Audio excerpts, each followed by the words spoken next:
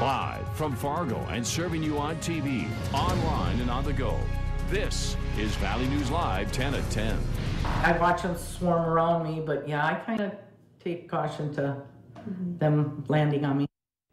A former victim who knows firsthand what it's like to deal with West Nile virus. Good evening, everyone. Thanks for joining us tonight. North Dakota has had its first confirmed case of West Nile virus this year.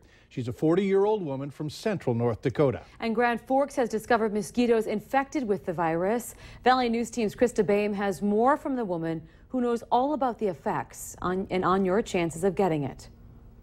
Around this time last year, I met Sandy Link for the first time after she was told the unthinkable. The first week after I got home from the hospital, I mean, the first mosquito, I was in the house. A year later, getting West Nile has changed her ways. I put a lot of spray on now.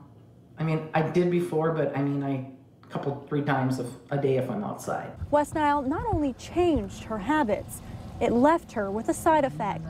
Her left arm shakes. But that's one she'll live with because she's heard of worse cases. Some of them, you know, they had to learn to walk again. They had to learn to physically take care of themselves again. Other worst-case scenarios could be convulsions, high fevers, and even has led to deaths among younger people. Doctors say the chances of you getting the virus from one of these guys is slim. Less than 1% of mosquitoes in an infected area actually carry the virus. To prevent it, insect repellent is best. But even if you do get bitten by one of those mosquitoes, less than 1% would actually see those serious side effects. I was very tired and achy, and then I developed a rash on my face. A mild case for Link, but a terrifying time that has her changing her ways. Yeah, I can honestly say I don't think I've had a mosquito bite since that I know of. Krista Boehm, Valley News Live. Well, here's another thing to keep in mind. Those at the greatest risk for West Nile are people 50 years or older. We have much more information on this, including other ways to prevent getting bitten and further explaining symptoms. Go to valleynewslive.com and click on this story. A word of caution tonight for all you travelers out there. The heat caused a huge blowout on the pavement just after 6 o'clock tonight on I-29 at the 9th Avenue South overpass. Take a look at this. Traffic down to one lane and the blowout stretched between all lanes. Crews tell us that it was close to 50 feet long and over a foot wide. The damage has since been repaired. A Walsh County official in Grafton, North Dakota has declined to abide by the federal court mandate to issue marriage licenses for same-sex couples. Diane Link has spent 30 years in the county recorder's office. However, she's personally opposed to same-sex marriages. State law allows her to turn over the marriage license duties to her deputy recorder, who has agreed to perform the duty. I realize they have the legal right, and I understand and accept that, but I'm not comfortable to be marriages between a man and a woman. You're willing to say you're Christian. You didn't say which denomination, but it's basically your religious belief. Right, religious and moral belief. Walsh County has not had any requests for same-sex marriage licenses. Link says 2 other counties in western North Dakota have also accommodated their county recorders who have beliefs similar to hers. It's a deal that could make or break future relations in the Middle East. Iran and a group of 6 nations led by the United States reached a historic deal today to significantly limit Tehran's nuclear ability for more than a decade in return for lifting international oil and financial sanctions. The goal is to stop Iran from getting its hands on a nuclear weapon. Here's how they plan to do it. Iran will have to get rid of 98% of its nuclear stockpile. That means that they would be going from being able to create 10 weapons to only a fraction of 1. In exchange, crippling sanctions on Iran will be lifted. I'm confident it will not be used for good.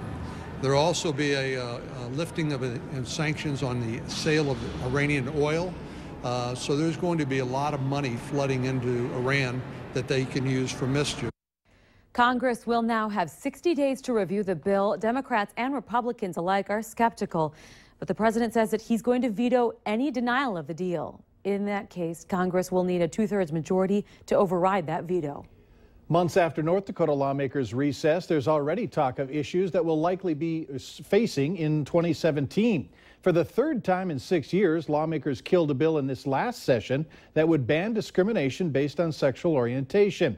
Republican State House member Mary Johnson of Fargo says she'll support the statute again.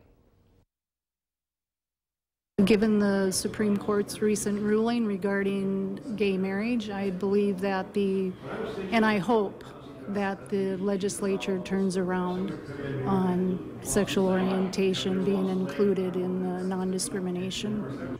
Johnson also sits on the Fargo Park Board, which tonight made changes to make its harassment policies more consistent to include gender identity. Multiple felony charges, tens of thousands of dollars in damage, and a warrant for the arrest of a Fargo woman. It's the latest in the continuing story of this woman, Anissa Abdul. She allegedly refused to pay rent and then, when told that she would be evicted, went on a reign of terror, punching walls. Look at this, ripping out carpet, tearing apart hardwood flooring, and shattering a window. She failed to appear in court this morning, and police are now looking for her. The apartment owner, Mark Cleveguard, says he's turned in more than $13,000 in damages to the court.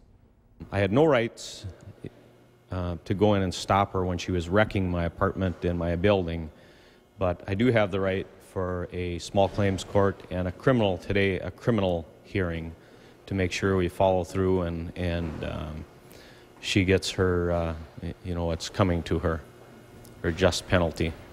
If you know where Abdul is, please notify police. It's Tuesday. That means it's time for our restaurant report card. And this week, we went around Fargo to investigate who had 2 or more critical violations. Valley News Team's Christine Stanwood shows us how these venues stacked up against each other and which place is the newest recipient of our Clean Plate Award. Our first establishment received 2 critical violations. The Fargo Country Club failed to respond with a comment after we reached out to management. The country club was cited on bare hands handling food, and the menus did not indicate whether or not foods are raw or contain undercooked ingredients. On to our next restaurant. Cafe Aladdin has seen some previous violations in the past. Let's go on to see what they're dealing with. With 3 repeat violations, 2 of which are critical, Cafe Aladdin off 6th Avenue had the most critical violations out of the 3 restaurants this week. Management says that they are working on a missing tile floor from the men's bathroom, but that is a repeat violation. They were also cited on leaking bathroom sinks, warm temperatures for lettuce and sauces. And finally, no expiration dates marked on cooler items. Grand Junction Grilled Subs off 13th Avenue South is our final restaurant for the week. They hold 2 critical violations. One for an unlabeled chemical spray bottle, seems harmless enough, until the inspection report noted that there was a buildup of mold in the ice chute of a pop dispenser for their 2nd violation. Nick Munch says he isn't nervous about the sub shop's violations. So you think you're going to continue to come back to Grand Junction? Yeah, I'm going to go in there right now and get a sandwich, actually. The manager spoke with me off camera and says that he is working with the health department to correct these violations. For Restaurant Report Card, remember, a clean plate is a happy plate. In Fargo, Valley News Live, Christine Stanwood. All violations aside, there was a restaurant who came up clean. This week's Clean Plate Award goes to Max Lounge in West Fargo. Today, NASA says its New Horizons spacecraft completed a historic flyby of Pluto, becoming the first spacecraft to pass over the small icy world. And here in the FM area, some went out to celebrate it. A Pluto party was held at the Fargo Air Museum and at Moorhead State's Planetarium. Everyone got together to view the pictures of Pluto. Everyone was able to participate in some fun space activities. The spacecraft went over Pluto, traveling nearly 31,000 miles per hour. Valley News Live.